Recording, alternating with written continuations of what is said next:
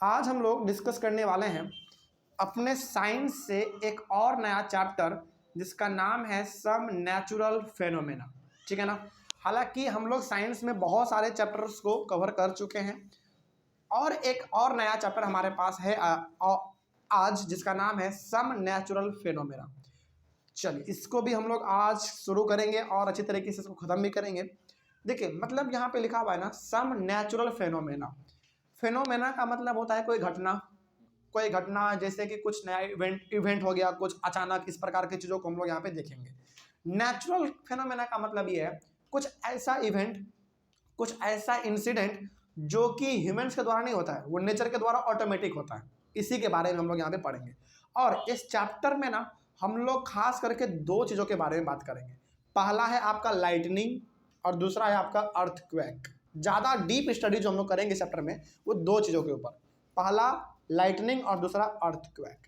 Lightning का सीधा सा मतलब यहाँ पे ये है कि जो हम लोग देखते हैं ना बारिश के समय में बिजली जो कड़कता है वो हम लोग यहाँ पे पढ़ेंगे, और अर्थक्वेक वही भूकंप वाला वो भी हम लोग यहाँ पे देखेंगे। तो चैप्टर बड़ा इंटरेस्टिंग है, इसमें आपको वही सब चीज़ देखने को मिलेगा, पढ़ने को मिलेगा जो कि आप अपने प्रैक्टिकल लाइफ में आसपास ऑब्जर्व करते हैं, है ना। आप जानते हैं कि अर्थक्वेक होता है, लेकिन अर्थक्वेक होता क्यों है इसके बारे में आपको यहाँ पे देखने को मिलेगा।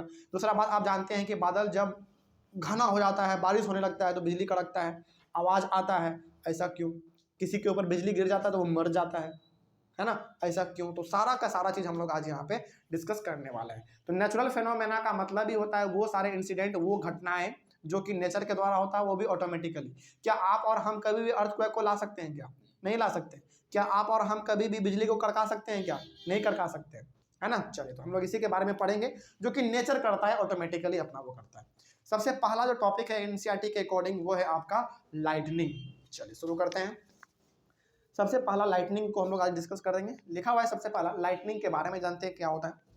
The bright flash of light which we see in the clouds is called lightning.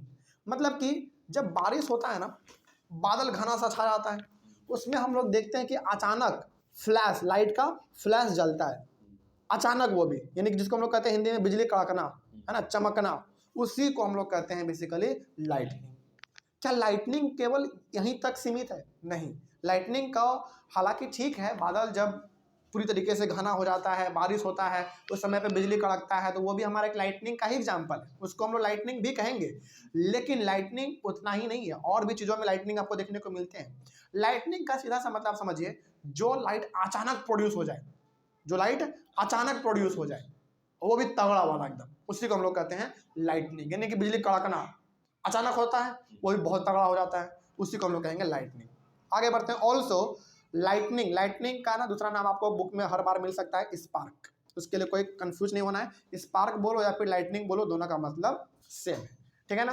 तो also lightning can be seen on an electric pole when wires become loose and when wind is blowing and shaking the wires. अब कभी कभी आप देखते होंगे जब अचानक पोल पे दो वायर आपस में सट जाते हैं तो उस समय भी आपको चिंगारी देखने को मिलता है ना।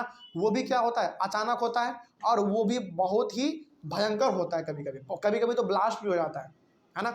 मतलब कि हम लोग उसको कहते हैं शॉर्ट सर्किट, है ना। जब दो वायर आपस में अचानक टकरा जाए तो उस समय पे भी चिंगारी निकलता है, उस समय पे भी हमको आवाज़ सुनाई पड़ता है, उस समय पे भी भयंकर लाइट निकलता है, तो वो भी एक लाइटनिंग का ही एग्जाम्पल है। तो ये सोच लेना कि केवल बादल से निकलने वाले लाइटनिंग को ही हम लोग लाइटनिंग कहेंगे, नहीं, वो भी तो है, वो भी है, लेकिन जो पोल्स में दो वायर को टकरा जाने की वजह से हो जाता है ना, ये भी हमारा लाइटनिंग का ही एग्जाम्पल है। याद रखिएगा इस चीज़ को। अब पोल के तार यानी कि पोल के वायर आपस में टकराते क्यों हैं? पहला बात तो लूज होने की वजह से, है ना। जैसे आप देखते होंगे कि पोल के ऊपर ना दो तीन वायर लगा हो रहा था एक के साथ एक, यदि वो लूज हो गया, ढीला हो गया, तो वो एक दूसरे से सट जाते हैं और लाइटनिंग करते हैं, मतलब कि चरचर चरचर का आवाज़ निकालने लगता है, वो भी बहुत भयंकर, है ना। तो उस समय पे हो सकता है। और दूसरा हो सकता है कि जब हवा चलता है ना, हवा टनने की वजह से वायर अपने आप में टकरा जाते हैं, उस वजह से भी ये ब्लास्ट हो जाता है कभी कभी। तो ये सबका सब एग्जाम्पल जो है वो लाइटनिंग का ही है, ठीक है ना। चलिए आगे बढ़ते हैं। उसके बाद लिखा हुआ है in ancient times people did not understand the cause of lightning. अब देखिए लाइटनिंग का जो कारण है, यानी कि जो बिजली कड़कने का कारण है, ये हम लोग तो इस चैप्टर में जानेंगे ही जानेंगे। लेकिन हालांकि हम लोगों के पास तो आज बुक है, इंटरनेट है, तो हम लोग आज जान जाएंगे कि लाइटनिंग आखिर होता है तो क्यों होता है, जान जाएंगे, पढ़ेंगे, जान जाएंगे, और हम लोग पढ़ेंगे भी इस चैप्टर में।